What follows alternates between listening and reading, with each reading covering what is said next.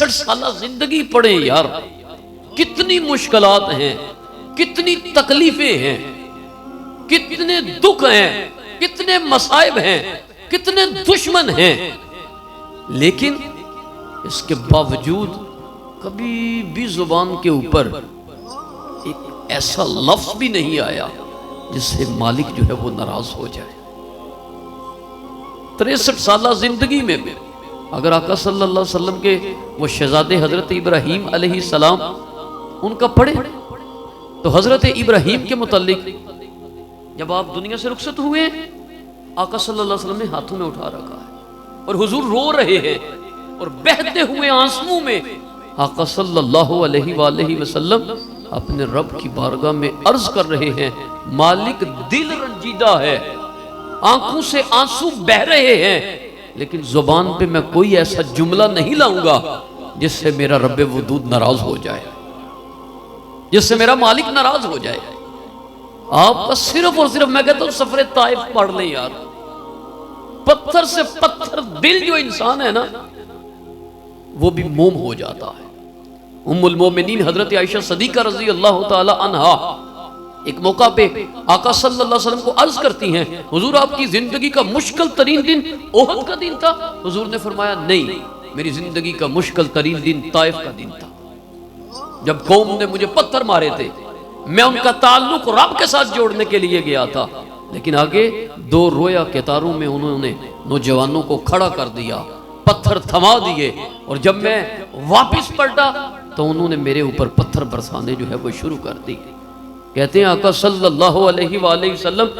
ربیہ نامی انسان جو مکے کا رئیس تھا اور میرے اور آپ کے آقا صلی اللہ علیہ وآلہ وسلم کا دشمن تھا، اس کے باغ میں جب ٹھہرتے ہیں جا کے ایک انگور کی بیل تھی، اس کے نیچے آقا صلی اللہ علیہ وسلم تھوڑا سا سستانے کے لیے، آرام کرنے کے لیے وہاں پہ میرے آقا بیٹھتے ہیں، تو اس وقت حال یہ تھا کہ آقا صلی اللہ علیہ وسلم کا خون مبارک جو ہے وہ نلین مبارک کے ساتھ یوں جڑ چکا تھا کہ نلین اتارنے جو ہے وہ مشکل پڑ رہا تھا۔ لیکن یہ پتھر اگر آقا صلی اللہ علیہ وسلم نے کھائے ہیں تو کس کی خاطر کھائے ہیں؟ یہ حضور نے ہماری خاطر کھائے ہیں۔ تو عتبہ اور شیبہ یہ منظر دیکھ رہے تھے، وہ ربیہ کے پتر تھے، لیکن آج آقا صلی اللہ علیہ وسلم کے ساتھ اہل طائف نے جو کیا، عتبہ اور شیبہ نے جب حضور نبی کریم صلی اللہ علیہ وسلم کو دیکھا تو قرابت کا خون جوش مارنے لگ گیا، رہا نہ گیا، اپنے غلام اداس کو بلایا، کہا اداس ایک بڑا سا برتن لو، اس کے اندر انگوروں کا گچھا رکھو، اور وہ جو شخص ابھی ابھی ہمارے باغ میں داخل ہوا ہے اس کے سامنے رکھ کے کہو جی کھا لے۔ اداس بڑا سا برتن لیتا ہے، انگور صاف کرتا ہے، اندر رکھتا ہے برتن کے، پھر حضور نبی کریم صلی اللہ علیہ وسلم کے پاس جا کے کہتا ہے جی یہ تناول فرما لے۔ آقا صلی اللہ علیہ وسلم ایک دانہ توڑتے ہیں اور حضور نبی کریم صلی اللہ علیہ وآلہ وسلم وہی الفاظ فرماتے ہیں جو ہمیں پڑھنے کا حکم دیا کہ ہر کام شروع کرنے سے پہلے کیا کر لو، کھانا کھانے سے پہلے، پانی پینے سے پہلے، برتن کا منہ ڈھانپنے سے پہلے، دروازہ کھولنے سے پہلے۔ ہم پڑھے یا نہ پڑھے، لیکن حضرت ابو بکر صدیق رضی اللہ تعالی عنہ آپ ارشاد فرماتے ہیں جو ایک مرتبہ پڑھتا ہے اللہ 10,000 نیکیاں عطا فرما دیتا ہے، 10,000 گناہ معاف فرما دیتا ہے۔ کتنے کتنے سستے سودے ہیں مگر ہم کرنے کے لیے تیار نہیں۔ ہمیں پتہ چل جائے نا اس شاپ کے اوپر، اس دکان کے اوپر چینی 10 روپے سستی ہو گئی ہے، عوام قطار کے اندر کھڑی ہو جاتی کہ 10 روپے یہاں سے بچ جائیں گے، حالانکہ اپنی اولاد کو دیتے ہوئے ہم کبھی نہیں گنتے، پتہ نہیں پورے پورے دن کے اندر کتنی اسے 10 کے نوٹ دے دیتے ہیں، 50 کے نوٹ دے دیتے ہیں، لیکن بسم اللہ الرحمن الرحیم پڑھنے کے لیے چند سیکنڈ درکار ہیں اور اجر و ثواب کتنا مل رہا ہے، مگر ہمیں یہ سودے منظور نہیں ہیں، ہمارے پاس یہ سودے کرنے کے لیے وقت نہیں ہے۔ آقا صلی اللہ علیہ وسلم نے پڑھا بسم اللہ الرحمن الرحیم، اب اداس نے یہ لفظ آج تک مکہ کے اندر کسی کی زبان سے سنے نہیں تھے، کسی کو یہ پڑھتے ہوئے دیکھا نہیں تھا۔ آقا صلی اللہ علیہ وآلہ وسلم کو عرض کرتا ہے کہ میں نے آج تک یہ الفاظ پڑھتے ہوئے کسی کو نہ دیکھا ہے نہ سنا ہے۔ تو آقا صلی اللہ